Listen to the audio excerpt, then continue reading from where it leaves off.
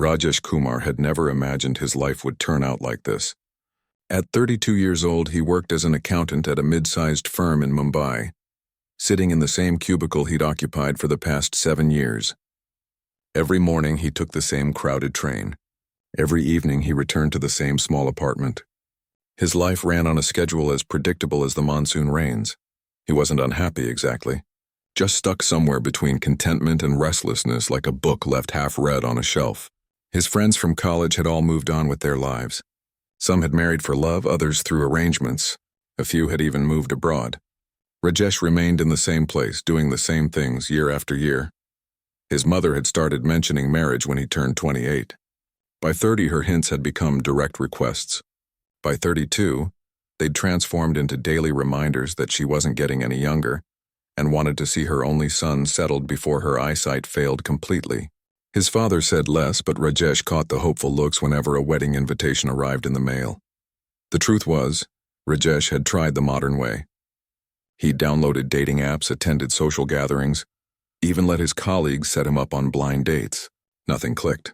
The conversations felt forced, the expectations unclear. After a particularly awkward date where the woman spent 2 hours talking about her ex-boyfriend, Rajesh deleted all the apps and accepted his fate.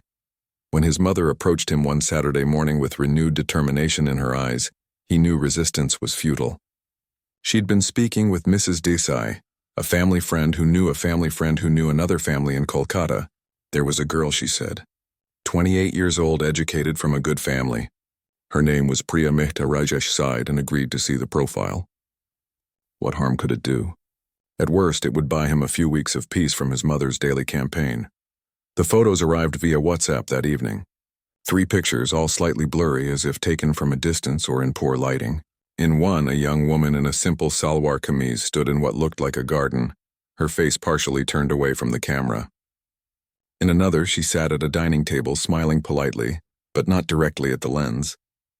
The third showed her in a crowd at what might have been a family function, barely distinguishable among the other faces.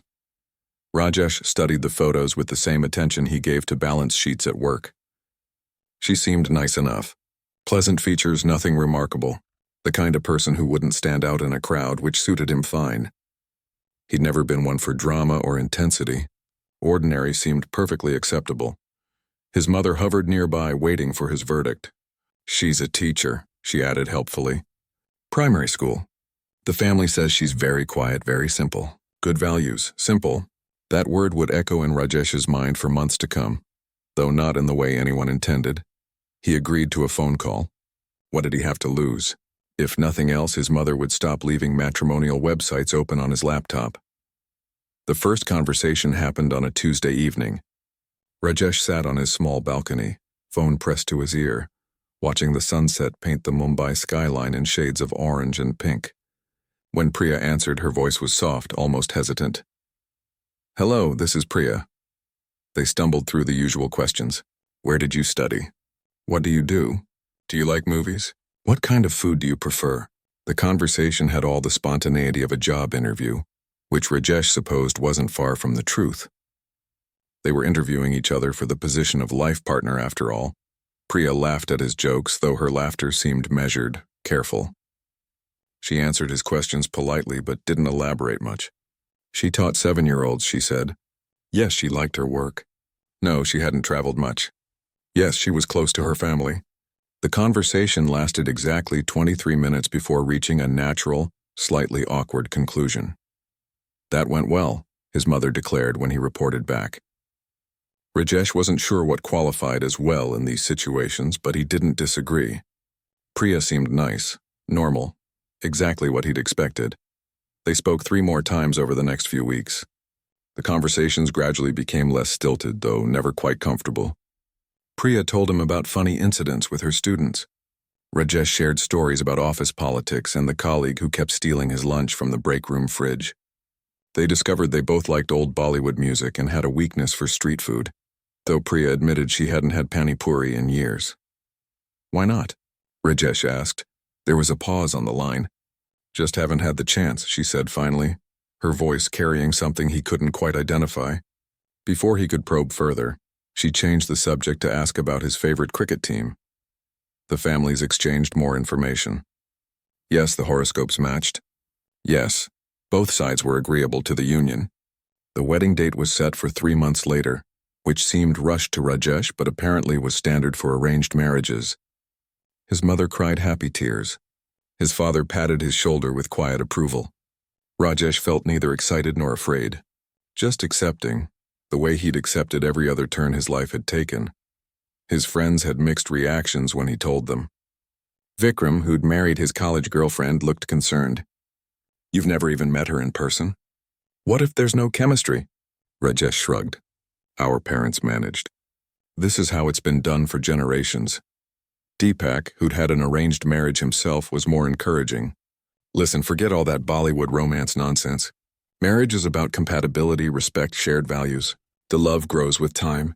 My wife and I couldn't stand each other the first month. Now I can't imagine life without her." The problem, Rajesh thought but didn't say, was that he couldn't imagine much of anything about his future wife. She remained a pleasant voice on the phone, a blurry figure in bad photographs, an abstract concept of wife without real substance.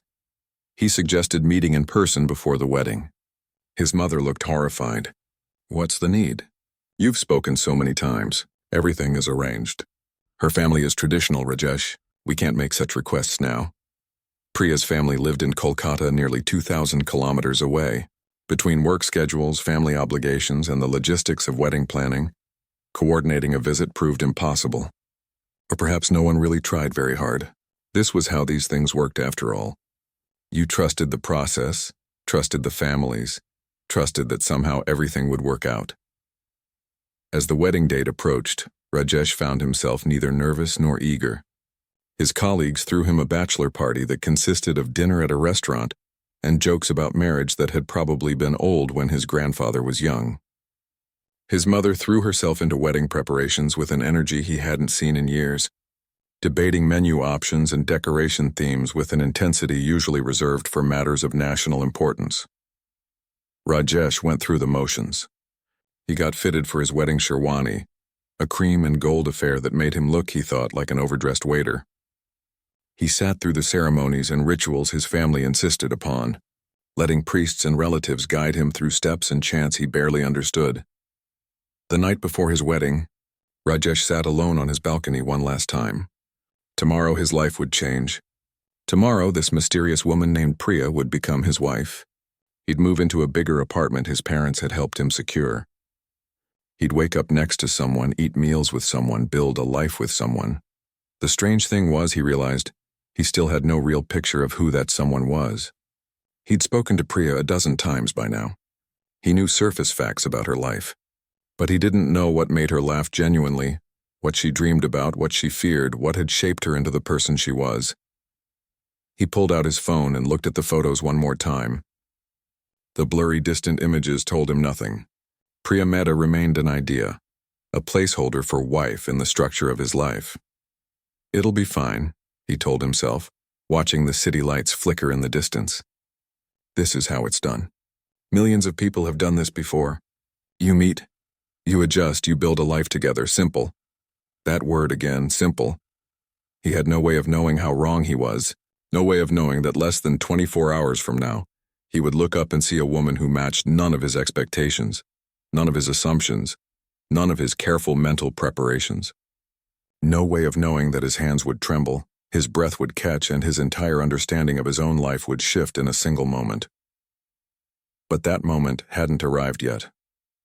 Tonight, Rajesh Kumar was still a man who expected ordinary, a man who'd built his life on predictability and routine, a man who thought he knew exactly what kind of marriage and what kind of wife awaited him. Tomorrow would teach him differently. Tomorrow the bride would arrive.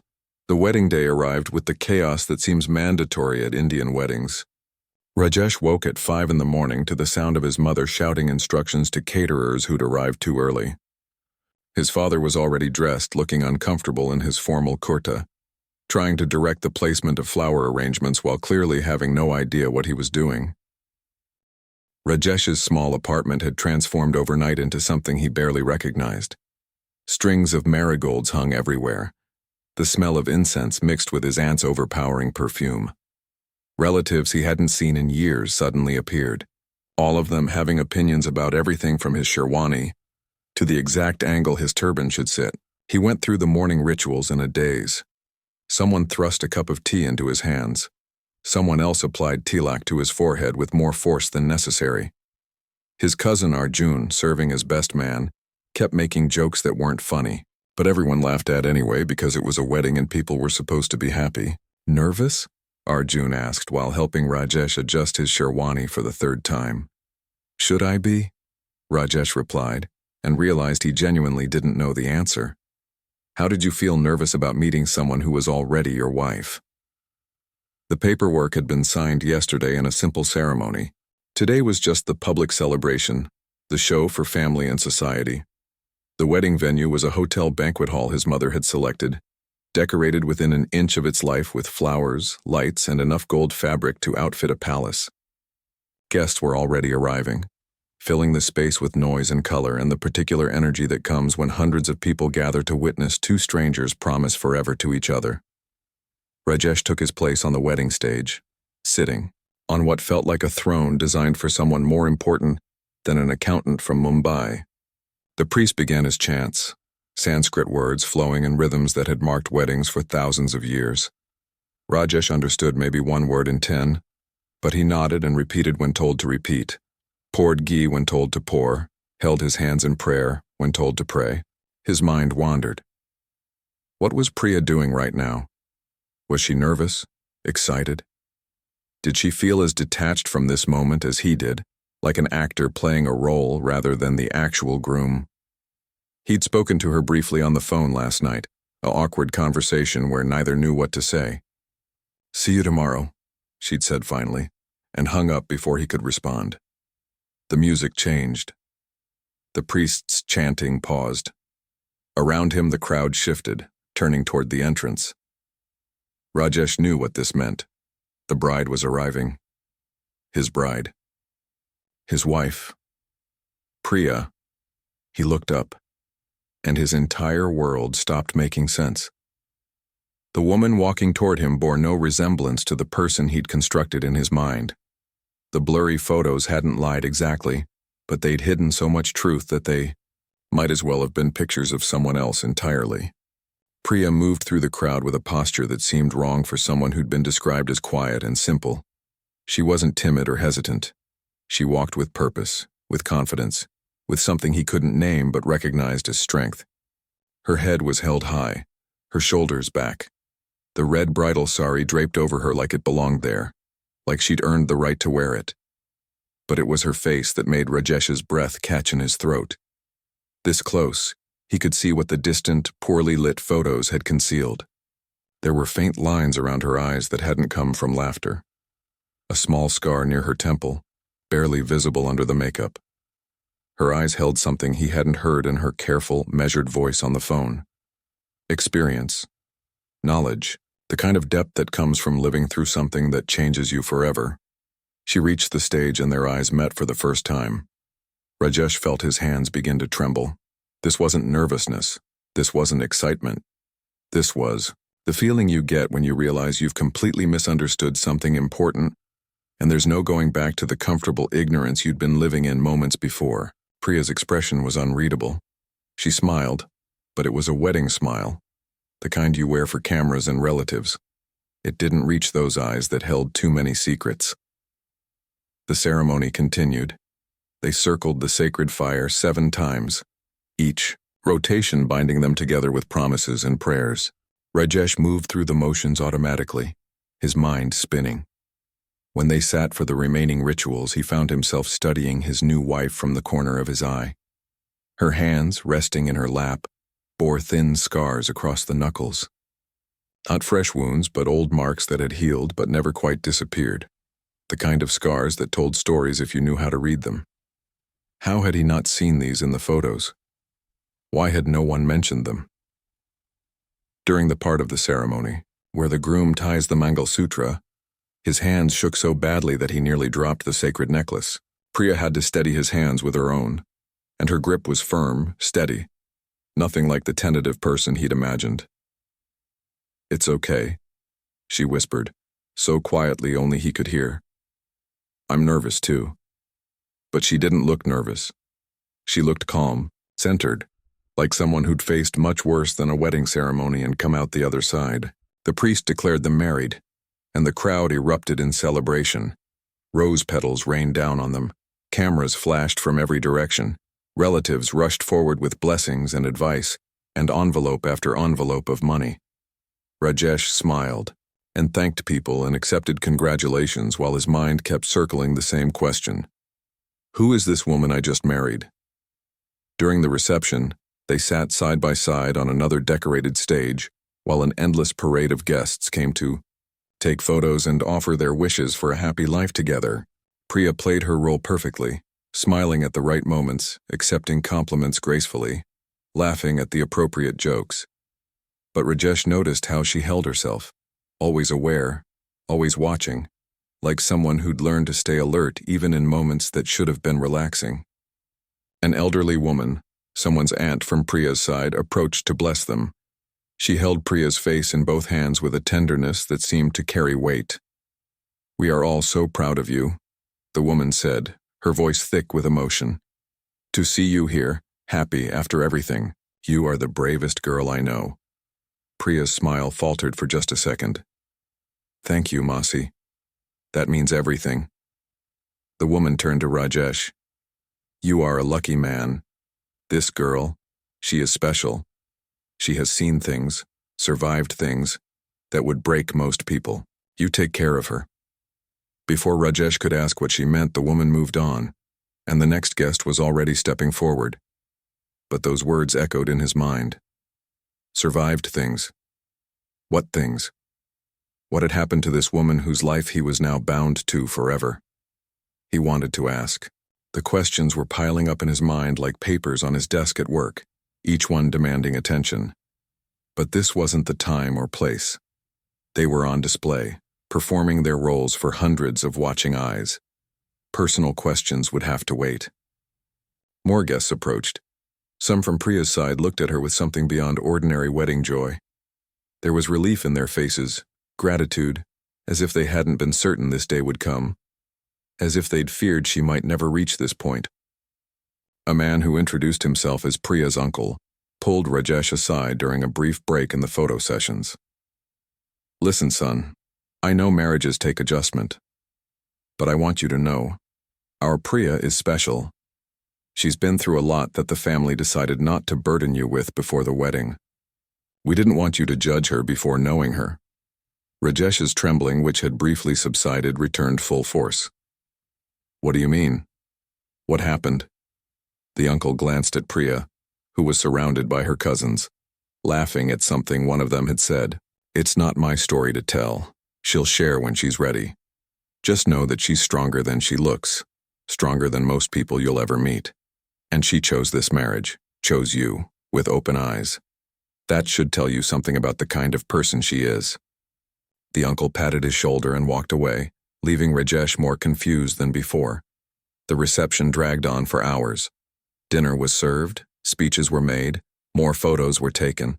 Rajesh barely tasted the food. His mind was too busy trying to reconcile the simple, quiet girl he'd been told about with the complex, guarded woman sitting beside him. At one point, a group of Priya's college friends came to greet them. They hugged her with fierce affection, and one of them had tears in her eyes. "You deserve all the happiness in the world," the tearful friend said. "After Nepal, we weren't sure if you'd ever allow yourself this." "Nepal?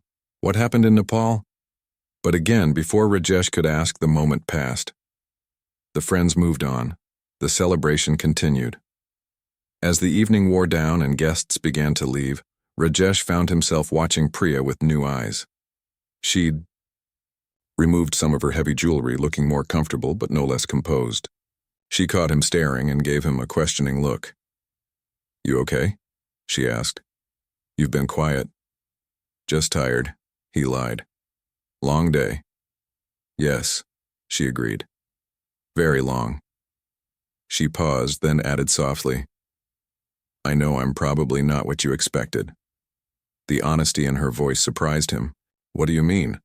She looked down at her scarred hands, running one thumb over the marks on her knuckles. "The photos weren't very clear, and I know my family. They wanted to present me in a certain way. Simple, quiet, ordinary. But I'm not sure I'm any of those things. Not anymore. Not anymore? Rajesh echoed. Priya met his eyes, and in that moment he saw past the wedding makeup and the bridal finery to the real person underneath. Someone who'd been broken and rebuilt herself. Someone who carried stories in those scars and secrets in that steady gaze. There are things you should know about me, she said quietly. Things that happened before we met. Things that changed me. I wanted to tell you before, but the families thought it was better to wait, to let us meet first as husband and wife rather than as resume points to be evaluated. Rajesh's heart was pounding now. What things? But his mother chose that moment to appear, insisting they needed to leave for the bidai ceremony, where the bride says goodbye to her family. The moment for questions passed once again. The bidai was emotional. Priya's mother cried as tradition demanded. Her father looked stern, but Rajesh saw him wipe his eyes when he thought no one was watching. Priya hugged her family members one by one, and the way they held her spoke of more than normal parental worry about a daughter leaving home. They held her like people who'd nearly lost something precious and were terrified of losing it again. Finally, Priya joined Rajesh in the car that would take them to their new apartment. As they pulled away from the wedding venue, leaving behind the lights and noise and hundreds of witnesses, they sat in silence. The driver focused on navigating Mumbai's traffic. Rajesh and Priya sat side by side, married but still strangers, both carrying questions they didn't yet know how to ask or answer. Rajesh's hands were still trembling. He looked down at them, puzzled by his own reaction. He wasn't scared.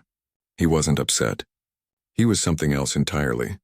He'd expected ordinary and received a mystery.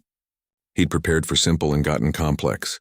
The woman beside him had survived something, carried something, been through something that had left marks both visible and hidden, and he had no idea who she really was. But somehow he knew his life had just become far more interesting than he'd ever planned for. The trembling in his hands wasn't fear. It was the first stirring of something deeper. Recognition, maybe, that nothing in his careful, predictable life had prepared him for Priya Mehta. The real story was about to begin. Their new apartment was bigger than Rajesh's old one, but it felt enormous in the silence that filled it now. His mother had decorated it with care, fresh flowers on every surface, new curtains in cheerful colors, everything arranged to welcome a new bride. But now that they were finally alone, really alone for the first time since they'd met hours ago, neither of them seemed to know what to do with the space or each other. Priya stood in the middle of the living room, still in her heavy bridal sari, looking around with an expression Rajesh couldn't read. He loosened his turban, relieved to be free of its weight, and tried to think of something appropriate to say. Every greeting that came to mind felt ridiculous. Welcome home? This wasn't her home yet. How are you feeling? What kind of question was that for your wife on your wedding night? Would you like some water?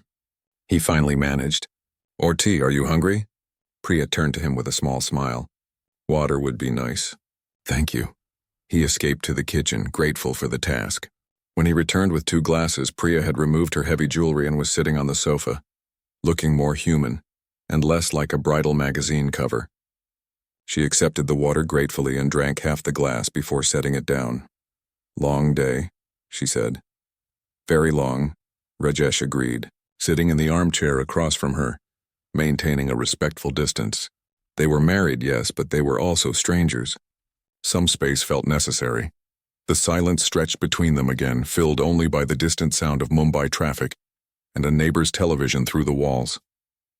Rajesh thought of a dozen questions he wanted to ask, but they all felt too intrusive, too personal. What happened in Nepal? Why do you have those scars? What did that elderly woman mean when she said you'd survived things that would break most people? Priya seemed to read something in his face. She looked down at her hands, running her fingers over the thin scars on her knuckles. When she spoke, her voice was quiet but steady. You've been wondering all day, haven't you? About me. About what people said at the wedding. Rajesh felt his face flush. I don't want to push you to share anything you're not comfortable with. That's kind of you, she said. But I think we need to be honest with each other if this marriage has any chance of working. And the truth is, you deserve to know who you married. Not the version my family presented in those photos and phone calls. The real version. She took a deep breath, and Rajesh saw her gather herself, preparing for something difficult. His hands started trembling again, that strange reaction he'd been having since he first saw her. 3 years ago, Priya began, I was engaged to someone else. His name was Karan. We'd been dating for 2 years and our families approved and everything seemed perfect. For our engagement gift, I told him I wanted to do something meaningful together. I'd always wanted to volunteer, to help people. So we signed up with an organization that builds schools in Nepal. We spent 3 months planning the trip. She paused, looking out the window at the Mumbai skyline lit up against the night sky. Rajesh waited, hardly breathing. We arrived in Kathmandu in April 2015. The plan was to spend 3 weeks in a village near the Langtang region, helping construct a primary school. The local people were so welcoming.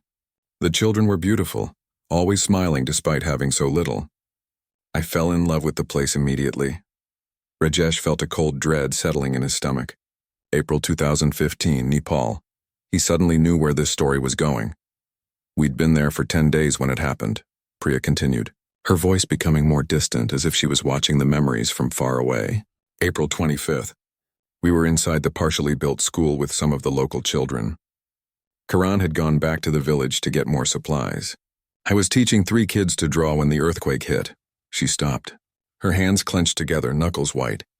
Rajesh wanted to tell her she didn't have to continue, but he sensed she needed to say this, to release words she'd probably been holding back for months. People talk about earthquakes, but until you experience one, you can't really understand. The ground doesn't just shake. It moves like water, like the entire world is trying to throw you off. The building started collapsing around us. I grabbed the 3 children and tried to get them to a doorway, something I'd read once about earthquake safety. But there was no time. The roof came down. Priya's voice cracked slightly, but she pushed forward. I don't remember much about the actual collapse. Just noise and darkness and crushing weight. When I woke up, I was trapped under concrete and wooden beams. I couldn't move my legs. My left arm was pinned. I couldn't see anything, but I could hear crying. The children were alive, somewhere in the darkness near me. Rajesh leaned forward, his heart pounding. Around him, the comfortable apartment felt surreal. Too safe, too solid. While Priya's words painted a picture of hell. The 3 children were trapped in a pocket near me. A miracle, really, that the debris had fallen in a way that created a small space. They were terrified, crying for their parents. I couldn't reach them, but I could talk to them. So that's what I did. For 52 hours in complete darkness, I talked to those children. 52 hours? Rajesh whispered, horrified. Priya nodded. The first day was the worst. The aftershocks kept coming. Every tremor made us think the rest of the building would collapse on us. The children were so scared. One of them was only 5 years old. I couldn't comfort them physically, couldn't hold them, but I could use my voice. So I told them stories, sang songs, made up games we could play in the dark, anything to keep them from giving up hope. She picked up her water glass again, her hands shaking slightly now. We had a water bottle that had fallen near us. I rationed it carefully, making sure the children drank most of it. By the second day, I knew we couldn't last much longer. My trapped arm had lost feeling. I was in and out of consciousness. But I kept talking to those children, kept telling them rescue was coming, that they had to hold on. What about Karen? Rajesh asked quietly. Priya's expression hardened slightly. Karen survived. He was outside the village when the earthquake hit. He came back and tried to help with rescue efforts. But the damage was massive. So many buildings had collapsed. They had to prioritize, and our school building wasn't at the top of the list because they thought everyone had died immediately. She was quiet for a moment before continuing. On the 3rd day, a rescue team from India arrived. They had better equipment, trained dogs. They found us. It took another 6 hours to carefully remove the debris without causing a secondary collapse. When they finally pulled the children out, all 3 were alive. Dehydrated, injured, but alive. And you? I was in worse shape. My left arm was badly damaged from being crushed for so long. Multiple fractures in my legs. Internal injuries. They airlifted me to Kathmandu, then to Delhi for emergency surgery. I spent the next 6 months in hospitals and rehabilitation. Had 3 surgeries on my arm, 2 on my legs. The scars on my hands are from where the debris cut into them. Rajesh looked at those scars with new understanding. Each one represented hours of pain, of survival, of choosing to live when it would have been easier to give up. The doctors said I was lucky to be alive, Priya continued. that if the rescue had taken even a day longer, I probably wouldn't have made it. But I didn't feel lucky. I felt broken. When I finally came home to Kolkata, I wasn't the same person. How could I be? What happened with your engagement? Priya's laugh was bitter. Karen tried, I'll give him that. He visited me in the hospital a few times, but I could see it in his eyes. He didn't sign up to marry someone damaged, someone with scars and trauma and months of painful recovery ahead. His parents were more direct.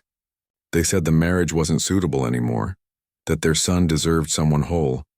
The engagement was called off 3 months after the earthquake. Rajesh felt anger rise in his chest at people he'd never met. That's horrible. Maybe, Priya said. But I understood. He wanted the girl he'd fallen in love with, and she didn't exist anymore. I was someone different, someone who woke up screaming from nightmares, someone who flinched at loud noises, someone who had to relearn how to walk properly. That's not what he signed up for. What happened to the children? For the first time since she'd started her story, Priya's face softened into a genuine smile. They survived. All 3 of them. Fully recovered. Their families were so grateful that they stayed in touch.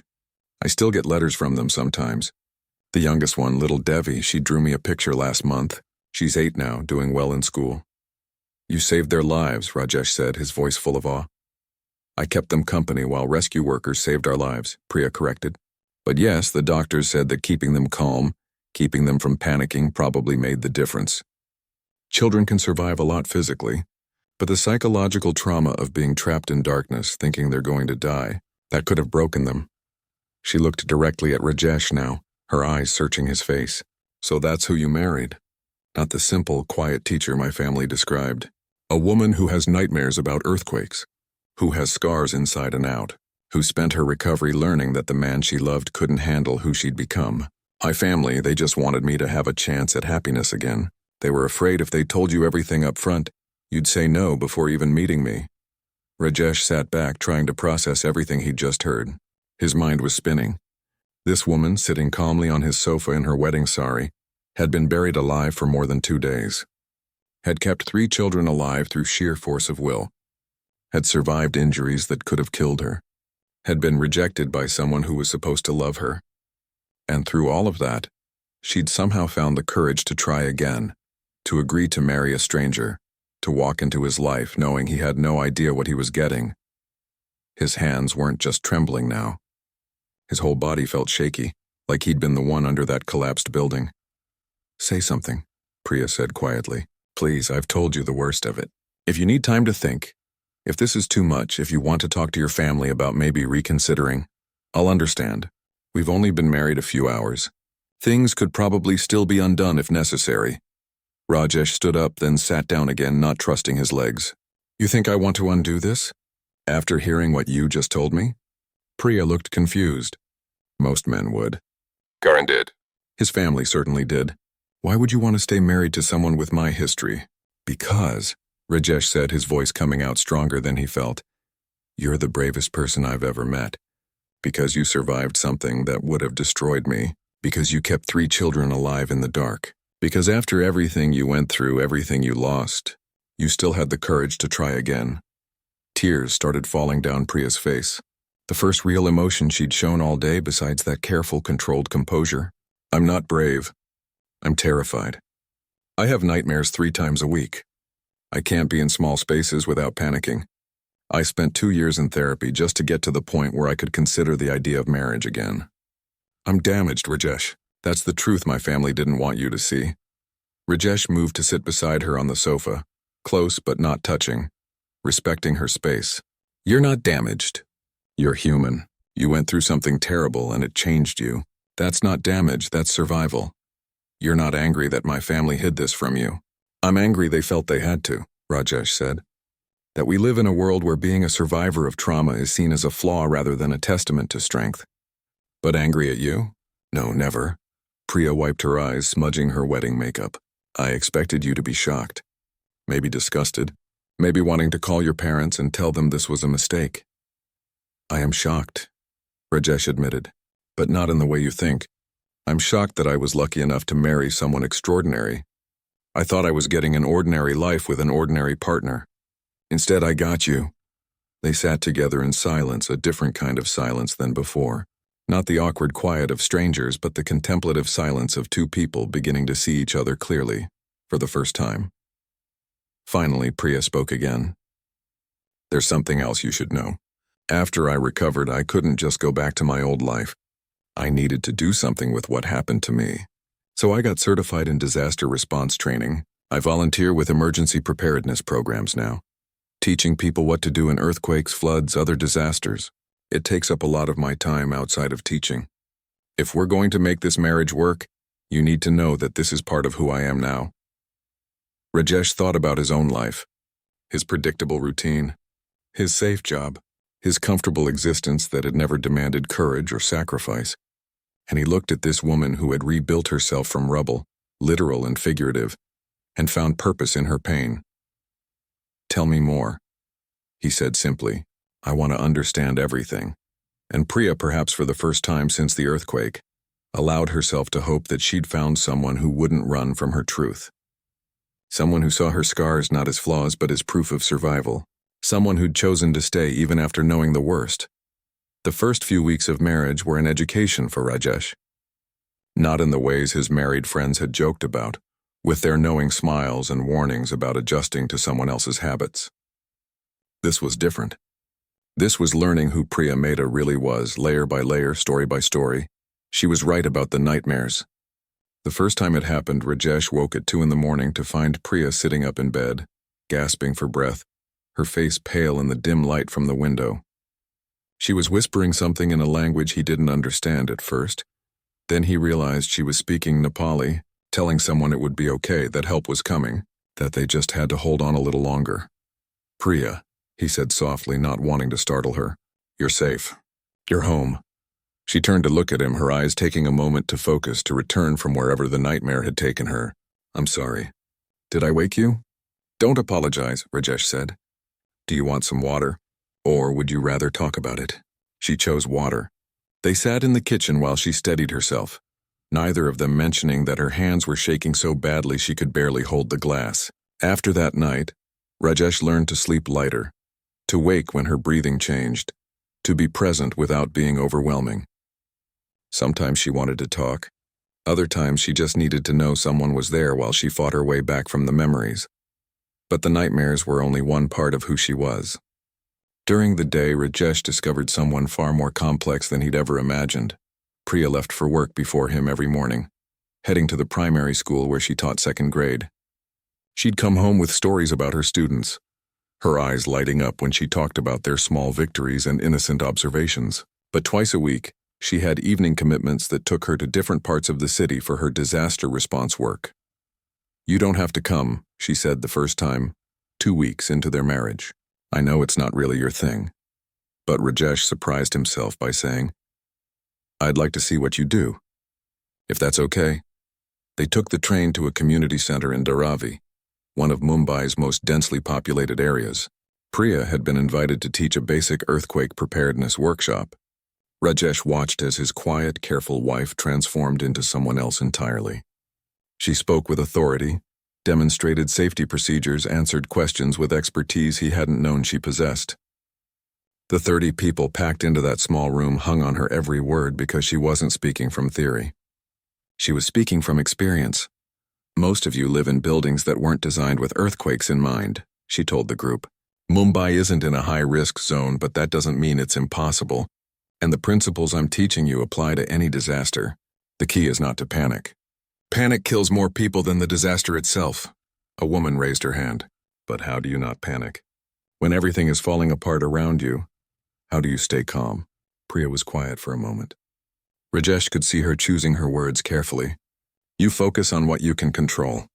Your breathing, your actions, the people near you who need help. You tell yourself that panic is a luxury you can't afford right now. You can fall apart later when you're safe. But in the moment, you survive." After the workshop, people crowded around Priya with more questions. An older man clasped her hands in gratitude. "My daughter lives in a high-rise. I'm going to teach her everything you said today. Thank you for sharing your knowledge." On the train ride home, Rajesh looked at his wife with new eyes. "You're really good at that. Teaching them, I mean." Priya smiled, but it was tinged with sadness. I have to do something with what happened to me.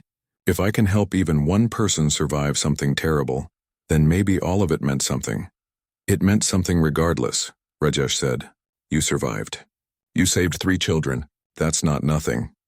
Sometimes it feels like nothing, she admitted. Sometimes I wonder if I did enough. If I should have done more. Rajesh didn't have an answer for that. What could he say? He'd never faced anything like what she'd been through. His biggest crisis had been a major audit at work that turned out fine. How could he possibly understand the weight she carried? The next Saturday, Priya received a letter. Rajesh was making breakfast when he heard her gasp from the living room. He rushed in to find her staring at a piece of paper, tears streaming down her face. What's wrong? He asked, immediately worried. She looked up at him and he was startled to see she was smiling despite the tears. It's from Devi, the youngest child from Nepal. She's 9 now. Priya held up the letter, which was decorated with careful drawings of flowers and birds. She wrote to tell me she wants to be a teacher when she grows up. Because she said I showed her that words can save lives.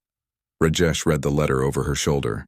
The English was simple but heartfelt, full of updates about school and family and small-town life in Nepal. At the bottom, in careful handwriting, the girl had written, You are my hero, Didi. I think of you every day and pray you are happy. Are you? Rajesh asked quietly. Happy? Priya folded the letter carefully, pressing it against her chest. I'm getting there, she said. For the first time in 3 years, I think I might be getting there. But happiness, Rajesh was learning, wasn't a straight line for someone who'd been through what Priya had. There were good days and hard days, and you couldn't always predict which you'd get. 3 weeks after their wedding, they were invited to a friend's housewarming party. The apartment was in a new high-rise on the 23rd floor. Rajesh didn't think anything of it until they were in the elevator going up and he felt Priya's hand grip his arm so tightly it hurt. You okay? He whispered. She nodded but didn't speak. Her face had gone pale. When they reached the apartment and stepped inside, Priya excused herself immediately to the balcony, practically fleeing the crowded rooms. Rajesh found her outside, leaning against the railing, taking deep breaths of the night air. Small spaces with lots of people, she explained before he could ask. Sometimes it gets overwhelming. Reminds me of being trapped. I know it's irrational. It's not irrational, Rajesh said. It's your brain protecting you based on what it learned. Do you want to leave? She shook her head stubbornly. I can't let it control me. I just need a few minutes. They stayed on the balcony, talking quietly while the party continued inside. Eventually, Priya felt steady enough to go back in, though she stayed close to the exits for the rest of the evening. Rajesh noticed and made sure he stayed close to her, a silent support she could lean on if needed. On the way home, she apologized. I'm sorry I'm so difficult. You didn't sign up for this. Actually, I did, Rajesh said. I signed up for you. All of you. The good days and the hard days. Even though you didn't know what you were signing up for. Especially because of that, he said. Life gave me someone extraordinary disguised as someone ordinary. I'm not complaining. It was after that night that Rajesh started to realize something that both thrilled and terrified him. He was falling in love with his wife. Not the polite, comfortable partnership he'd expected from an arranged marriage. Real love. The kind that made him want to fight away her nightmares, celebrate her victories, understand every piece of her complicated, beautiful, broken and rebuilt self. But he also realized he felt inadequate. What had he ever done that compared to her courage? He went to work, came home, watched television, lived his safe, predictable life. Meanwhile, Priya was out there teaching people how to survive disasters, turning her trauma into purpose, saving lives in ways both literal and metaphorical. One evening, about 6 weeks into their marriage, Rajesh came home to find Priya surrounded by papers on their living room floor. Awards, certificates, newspaper clippings he'd never seen before. What's all this? He asked. Priya looked up, slightly embarrassed. I was cleaning out my storage boxes from my parents' house. Stuff I'd packed away and tried to forget about. Rajesh picked up a framed certificate. National Bravery Award. Priya, this is from the President of India. It felt wrong to accept it, she said quietly. I didn't do anything special. I just talked to some scared children while we waited for rescue. Rajesh looked through the papers. Multiple awards for bravery. Articles from newspapers about her rescue, featuring quotes from the children's grateful parents. Letters from officials praising her courage. A whole history she'd never mentioned. Why didn't you tell me about any of this? Because I didn't want you to marry me out of pity or obligation, Priya said. I wanted someone who chose me despite my past, not because of it. I didn't want to be the brave earthquake survivor. I just wanted to be someone's wife, someone's partner, someone normal. Rajesh sat down among the scattered papers, pieces of her story he was still discovering. You know what I realized today at work? What? That I've been living my entire life on autopilot, going through the motions, never challenging myself, never taking risks, never really living. And then I married you, and suddenly I'm questioning everything. What am I doing with my life? What difference am I making? What will I have to show for my time on this earth besides a decent pension and a collection of old file folders? Priya moved to sit beside him. That's not nothing. Not everyone needs to survive an earthquake to have a meaningful life. But I want to mean something, Rajesh said, surprised by the passion in his own voice. You've shown me what's possible, what courage looks like, what purpose looks like, and I want that too. I want to be someone you can be proud of, not just some ordinary guy who happened to marry an extraordinary woman. You are someone I'm proud of, Priya said softly. You stayed when most people would have run. You listen when I talk about my nightmares. You came to my workshop in Dharavi. You stood with me at that party when I was falling apart. You think those are small things, but they're everything to me. After Karan left, I thought I'd never find someone who could handle my reality. But you do. Every day you do. They sat together surrounded by the evidence of her bravery, and Rajesh made a decision. He didn't know exactly what it would look like yet, but he knew he wanted to be more than just a supportive husband. He wanted to be her partner in the fullest sense, to understand her world, to join her mission, to become someone whose courage, even if different from hers, matched hers. That night, after Priya fell asleep, Rajesh stayed up late on his laptop. He researched disaster response training programs, emergency management courses, volunteer opportunities, ways he could step out of his comfortable life and into something that mattered. He was tired of being ordinary. His wife had survived the unsurvivable and turned it into purpose. The least he could do was try to become worthy of her, not by comparing his journey to hers, but by starting his own. The trembling he'd felt on his wedding day, that sense of his world shifting beneath him, he finally understood it. It wasn't fear or shock. It was the feeling of waking up, of realizing that life had handed him a gift disguised as an arranged marriage, and now it was up to him to be worthy of it. Priya had survived an earthquake that destroyed buildings, but she'd also created an earthquake in his life, shaking loose all his comfortable assumptions about who he was and what he was capable of becoming, and for that he would be forever grateful.